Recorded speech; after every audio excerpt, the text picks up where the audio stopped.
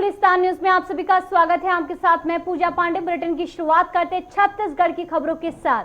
विंध्याचल धाम मिर्जापुर में मां विंध्यवासिनी वार्षिक जयंती पर श्री मां विंध्यवासिनी पूजा समिति ने श्रृंगार पूजन भंडार भोग प्रसाद वितरण और दीपदान महोत्सव का आयोजन किया। इस कार्यक्रम में मुख्य अतिथि के रूप में छत्तीसगढ़ के कैबिनेट मंत्री अमरजीत भगत और उनकी धर्मपत्नी कौशल्या भगत शामिल हुई, जहां उन्होंने मुख्यमंत्री भूपेश बघेल के जन्मदिन के शुभ अवसर पर उनकी दीर्घायु और खुशहाल जीवन की प्रार्थना भी की।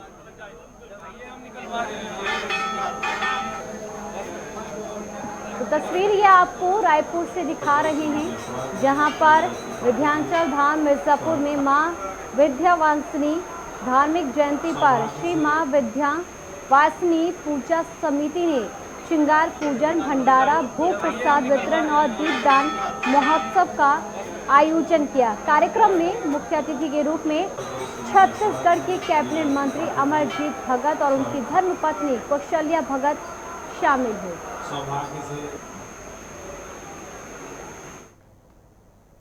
जांजगीर चांपा जिला के जेजेपुर थाना के अंतर्गत हो रही लगातार चोरी की घटनाओं से नाराज विधायक केशव प्रसाद चंद्रा के सैकड़ों समर्थकों ने जेजेपुर के नगर पंचायत के सामने धरना प्रदर्शन और थाना का घेराव किया। इस दौरान उन्होंने चेतावनी देते हुए कहा कि अगर 15 दिन के भीतर चोरों को नहीं पकड़ा जाएगा तो वह थाना परिसर के अंदर ही धरना प्रदर्शन सहित आंदोलन करेंगे। जो खबर है वो जांजगीर चांपा से है, जहां जांजगीर चांपा जिले के जेजेपुर थाना के अंतर्गत हो रही लगातार चोरी की घटनाओं से नाराज विधायक केशव प्रसाद चंद्रा के सैकड़ों समर्थकों ने जेजेपुर के नगर पंचायत के सामने धरना प्रदर्शन और थाना का घेराव किया है। और इसी दौरान जमकर जो नारेबाजी है वो भी समर्थकों की ओर से की गई। इस दौरान उन्होंने चेतावनी देते हुए कहा कि अगर 15 दिन के भीतर चोरों को नहीं पकड़ा जाएगा तो वह थाना परिसर के अंदर ही धरना प्रदर्शन सहित आंदोलन भी करेंगे।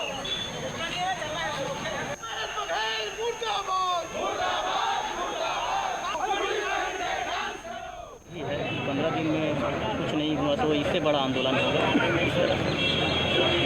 जी, विगत 5 साल के इस क्षेत्र का आप रिकॉर्ड दें तो सैकड़ों चोरी का प्रकरण जो यहाँ अपराध कायम है लेकिन अपराधी नहीं पाए। और उसी कड़े में 19 तारीख को रात को मेरे घर में भी चोरी हुआ।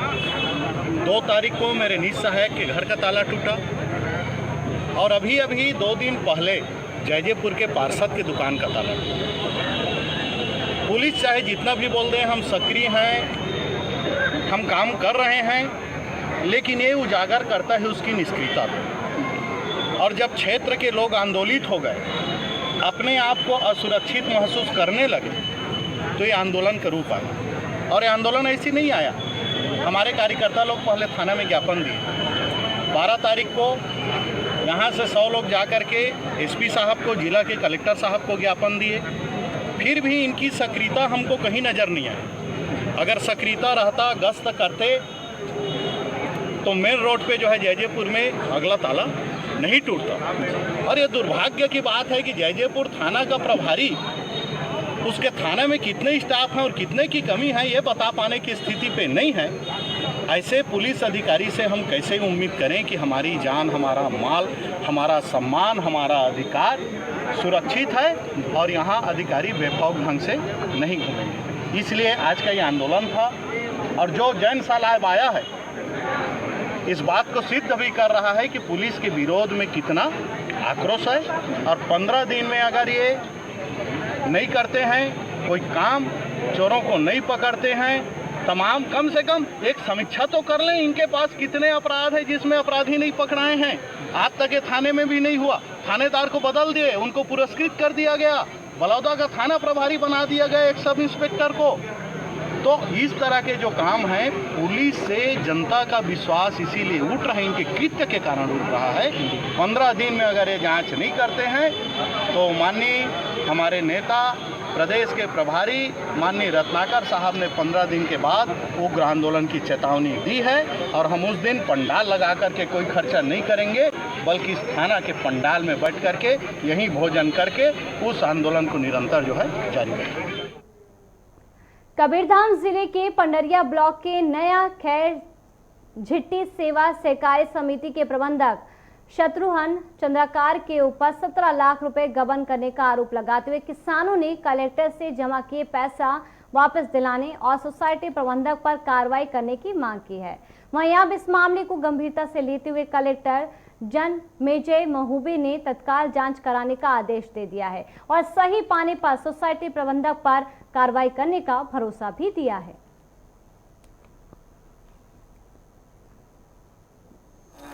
तो कवर्धा से ये जानकारी आप तक पहुंचा रहे जहां कबीरधाम जिले के पंडरिया ब्लॉक के नया खैर झिट्टी सेवा सहकारी समिति के प्रबंधक शत्रुघ्न चंद्राकार के ऊपर 17 लाख रुपए गबन करने का आरोप लगाते हुए किसानों ने कलेक्टर से जमा किए गए पैसा वापस दिलाने और सोसाइटी प्रबंधक पर कार्रवाई करने की मांग की है। वहीं अब इस मामले को गंभीरता से लेते हुए कलेक्टर जनमेजय महबूबे ने तत्काल जांच कराने के आदेश भी दिए हैं। वहीं कैबिनेट मंत्री रविंद्र चौबे ने बीजेपी प्रभारी डी पुरंदेश्वरी के द्वारा मुख्यमंत्री के खिलाफ दिए गए विवादित बयान को लेकर कड़ी आलोचना की है। उन्होंने कहा कि मुख्यमंत्री बघेल के जन्मदिन के मौके पर ये बयान निष्क्रिय और स्तरहीन है। उन्होंने कहा कि इस तरीके की बयानबाजी सिर्फ भारतीय जनता पार्टी को शोभा दे सकती है।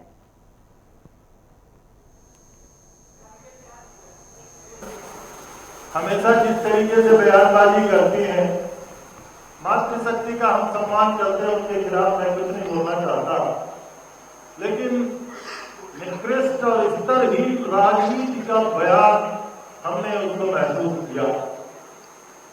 कल माननीय मुख्यमंत्री जी का जन्मदिन था और ऐसे दिन में इस प्रकार के बयानबाजी मैं ऐसा समझता हूं कि भारतीय जनता पार्टी को ही शोभा दे सकती है, राजनीति में अन्य किसी को शोभा नहीं दे सकती।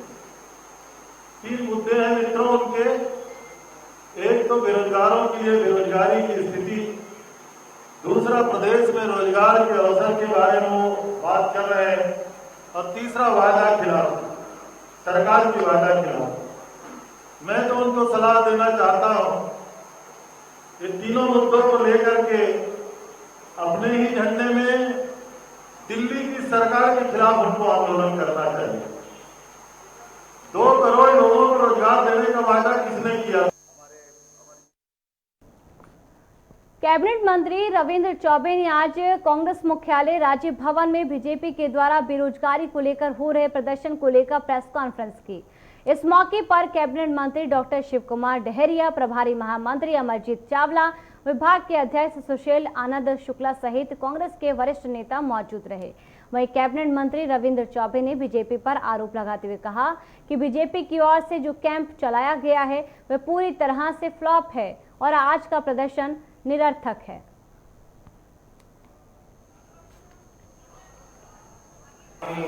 शुक्ला जी, आदमी भाई, चावला जी, आदरणीय पत्रकार मित्रों, आज रायपुर में कुछ बेरोजगारों को भ्रम करके अल्लाह बोल जैसा आंदोलन भारतीय जनता पार्टी करने जा रही है। एकदम निरर्थक आंदोलन ये साबित होगा। हम लोग रायपुर में विगत 45 साल से राजनीति देख रहे हैं। सभाएं बड़ी बड़ी हुई है, मैदान की कैपेसिटी के अनुसार सभाओं का आकलन किया जाता है। 4-5 लाख लोग अगर इकट्ठे होते हैं तो राजस्व मैदान का चयन किया जाता है। 1-1.5 लाख लोग इकट्ठे होते हैं तो पंच कलेक्टर मैदान चयन किया जाता है। कैबिनेट मंत्री डॉक्टर शिव कुमार डहरिया ने बीजेपी प्रदेश प्रभारी डी पुरंदेश्वरी के द्वारा मुख्यमंत्री भूपेश बघेल के खिलाफ दिए गए सर के 1000 टुकड़ों में बांटे जाएंगे बयान को लेकर कड़ी आपत्ति जताई है। वहीं उन्होंने आलोचना करते हुए कहा कि बीजेपी प्रभारी डी पुरंदेश्वरी और अजय जामवाल के आने के बाद जिस तरह की राजनीति चल रही है उससे भारतीय जनता पार्टी गर्त में जाने वाली है। उन्होंने ये भी कहा कि डी पुरंदेश्वरी बोल रही हैं मुख्यमंत्री के सर के 1000 टुकड़े हो जाएंगे। क्या बीजेपी कोई षड्यंत्र रच रही है? जिस तरीके से राजीव गांधी को बम से उड़ाया गया था।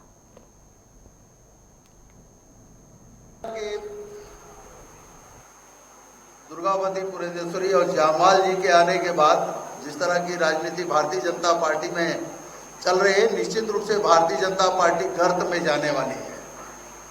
हमारे नेताओं का जिस तरह से नरसंहार झीरम के समय हुआ है, आज दुर्गावती पुरंदेश्वरी जी बोल रही हैं कि मुख्यमंत्री जी के सर के 1000 टुकड़े हो जाएंगे। क्या वो इस तरह का षड्यंत्र रच रहे हैं कि जिस तरह राजीव गांधी जी को बम से उड़ाया गया, उसी तरह से कोई घटना यहाँ करना चाहती है भारतीय जनता पार्टी? झीरम कांड में हमारे पूरी एक कांग्रेस की पीढ़ी को खत्म करने वाली भारतीय जनता पार्टी का इस तरह का फासिस्टवादी विचार निश्चित रूप से निंदनीय है और दुर्गावती पुरंदेश्वरी जी को इसके लिए माननीय भूपेश बघेल जी और प्रदेश की जनता से माफी मांगनी चाहिए। जहां तक बेरोजगारी की बात है, उस पर आज धरना प्रदर्शन कर रहे हैं हमारे आदरणीय जैसे मैं समझ रही हूं कि भूपेश बघेल जी को श्राप है कि अगर वो सच बोलेंगे ना तो उनका सर 1000 टुकड़ों में इट ब्रेक्स। इसलिए वो कभी भी सच नहीं बोलते हैं, हमेशा झूठे ही बोलते रहते हैं। And that is the reason why आज युवाओं के बारे में भी उन्होंने, क्योंकि उनको वो श्राप है, he believes in saying only lies. वो झूठ ही कहते आए हैं और उनको भ्रम करते आए हैं इतने साल। तो जैसे अभी मैं यहाँ तो 3 सालों में लगभग 20,000 लोगों ने आत्महत्या की और इनमें से 50% यानी कि 10,000 युवा आत्महत्या किए थे। और बलौदाबाजार जिला में यादव समाज के लोगों द्वारा बड़े ही जोश खरोश के साथ कृष्ण जन्माष्टमी मनाई गई। इसके साथ ही भव्य शोभा यात्रा भी निकाली गई। आपको बता दें कि अब अभा यदुवंशी महासभा के प्रदेश अध्यक्ष और शिवसेना के जिला अध्यक्ष संतोष यदु के नेतृत्व में बलौदाबाजार के नगर भवन में सांस्कृतिक कार्यक्रम का आयोजन किया गया, जिसमें न सिर्फ छोटे बच्चे बल्कि युवक युवतियां के द्वारा मनमोहक प्रस्तुतियां भी दी गई।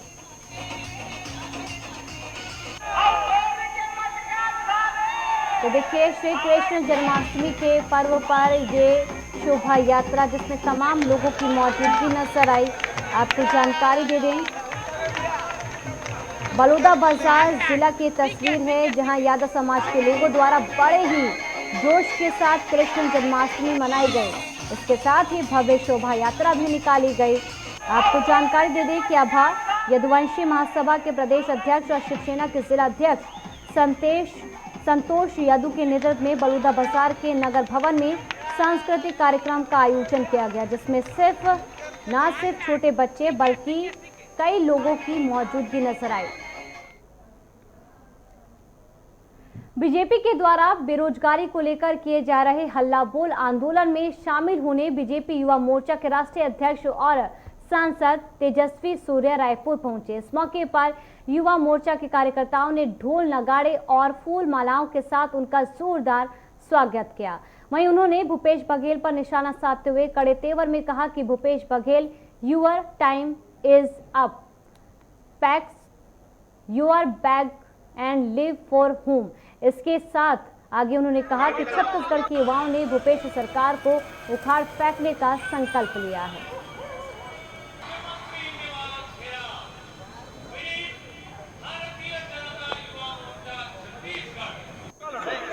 तो ये तस्वीर जो आप देख रहे हो, भ्रष्ट सरकार है। इस सरकार में हर प्रकार का माफिया राज चल रहा है। सरकार के हर विभाग में, हर मिनिस्ट्री में माफिया राज पूरे वाइब्रेंसी के साथ चल रहा है। बेरोजगारी बढ़ रहा है, भ्रष्टाचार बढ़ रहा है, क्राइम्स वो महिला के खिलाफ हो, बुजुर्गों के खिलाफ हो, बच्चे के खिलाफ हो, वो बढ़ रहा है। इस भ्रष्टतम सरकार के खिलाफ, ये इनसेंसिटिव सरकार के खिलाफ आज युवा मोर्चा एक सबसे बड़ा आंदोलन आज संगठित किया है। छत्तीसगढ़ के आम युवा के आवाज को बुलंद करने की। आपको बता दें कि ग्राम पंचायत भरुआ मूड़ा के ग्रामीणों को कृषि विज्ञान केंद्र गरियाबंद में मशरूम उत्पादन हेतु 1 दिवसीय प्रशिक्षण दिया गया। ये प्रशिक्षण तुषार मिश्रा विशेषज्ञ पौध रोग विज्ञान, डॉक्टर शालू अब्राहम विशेषज्ञ शस्य विज्ञान कृषि विज्ञान केंद्र गरियाबंद के द्वारा ग्रामीणों को दिया गया। आपको ये भी जानकारी दे दें कि यह प्रशिक्षण इफ्को टोक्यो समन्वित ग्रामीण विकास परियोजना के तत्वाधान में आयोजित किया गया था। इस अवसर पर इफ्को टोक्यो समन्वित ग्रामीण विकास परियोजना के वरिष्ठ परियोजना अधिकारी तनवीर खान और कनिष्ठ प्रबंधक हरेश यादव भी उपस्थित रहे।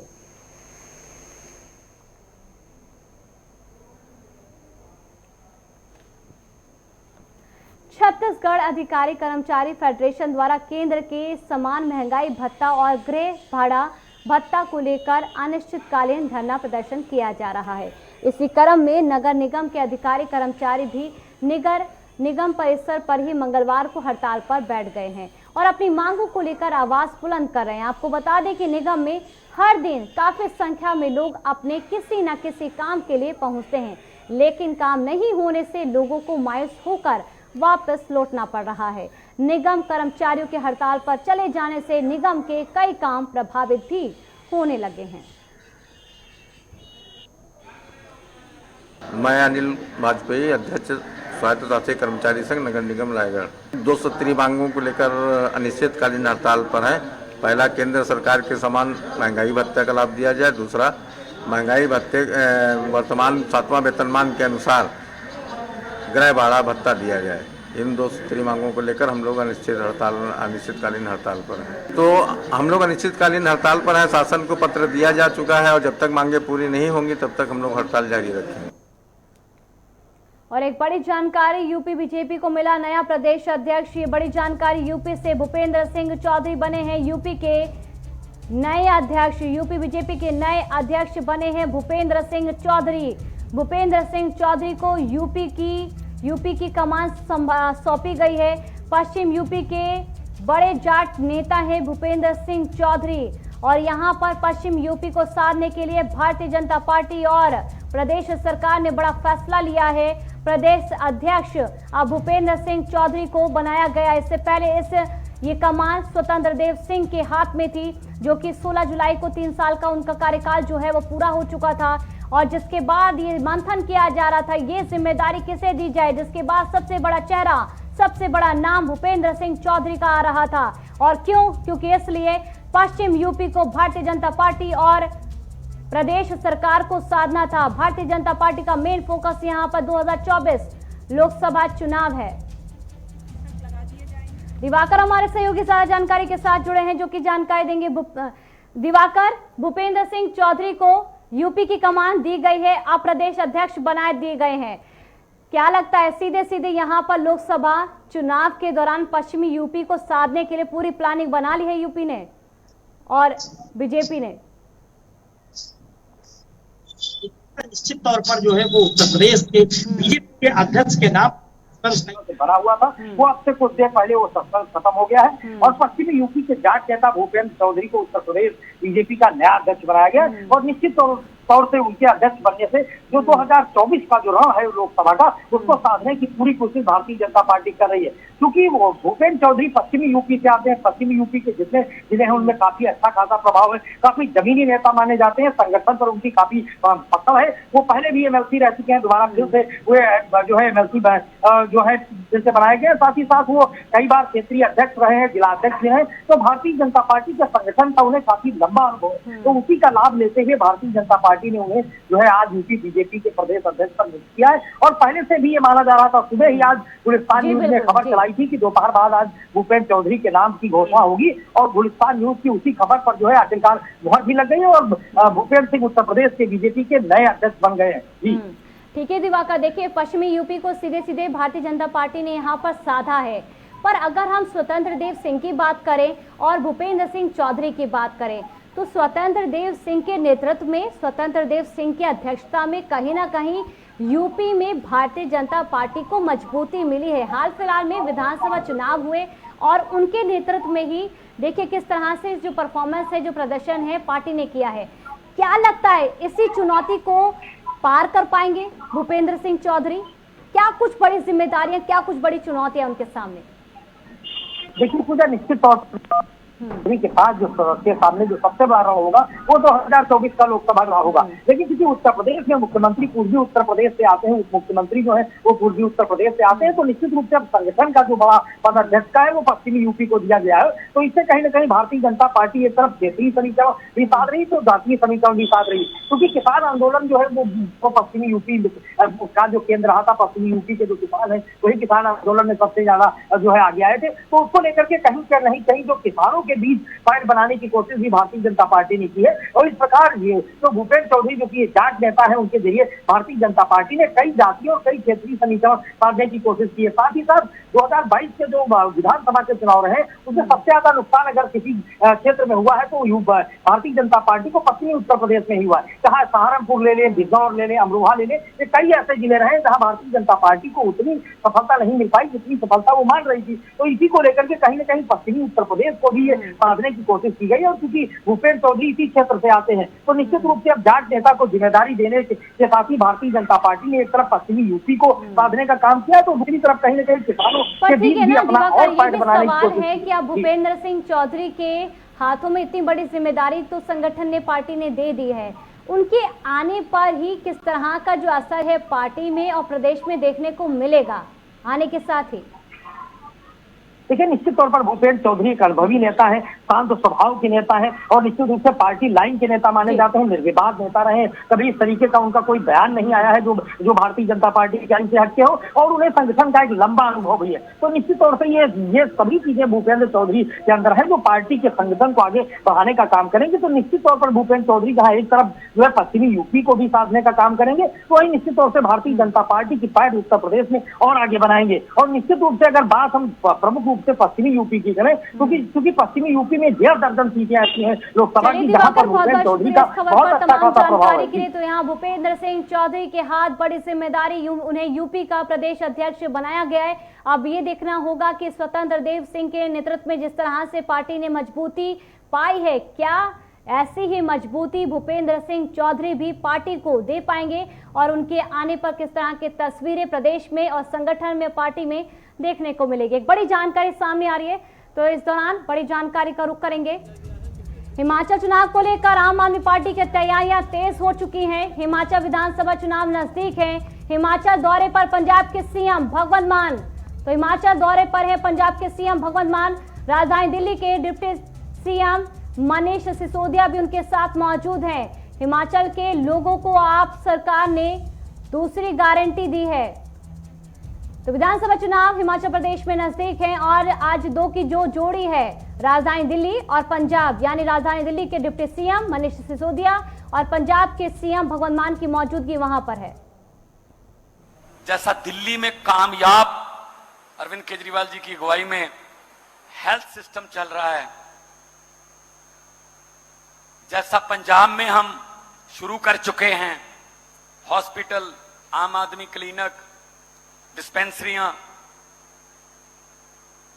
जैसा दिल्ली और पंजाब में हो चुका है, बिल्कुल उससे भी ज्यादा अपडेटेड हिमाचल प्रदेश में आज गारंटी देने आए। अभी मन से बोलते हुए कहा गया था कि हम हिमाचल वाले हैं, फौज में जाने का जुनून है। पंजाब में भी यही है, हमें भी फौज में जाने का जुनून है। देश की आजादी में 80% कुर्बानियां और आजादी को कायम रखने के लिए भी आज सीने हिमाचल के नौजवानों के, पंजाब के नौजवानों के सीने जो हैं गोलियों के सामने खड़े हैं। ये समझते हैं शायद ये नौकरी है। तो इसलिए अरविंद केजरीवाल जी ने फैसला किया था, दिल्ली का कोई भी फौजी जवान अगर बॉर्डर पर जब ड्यूटी के दौरान शहीद होता है तो उसको 1 करोड़ रुपए उसके परिवार को, देखो उसकी जिंदगी की कोई कीमत नहीं है, पर 1 करोड़ रुपए उसको मिल जाए तो परिवार आर्थिक तौर पर जो है आत्मनिर्भर हो जाता है, कुछ काम धंधा हो जाता है। तो पहले दिल्ली में लागू किया 1 करोड़, पंजाब में हमने 1 करोड़ की राशि का ऐलान किया, और जितने भी कभी ना कभी कोई भगवान ना करे ऐसी घटना होती है तो हम वहां जाके 1 करोड़ की राशि देते हैं, और यही हिमाचल में शुरू करने वाले हैं। 2 मिनट में जनता आउट कर देगी।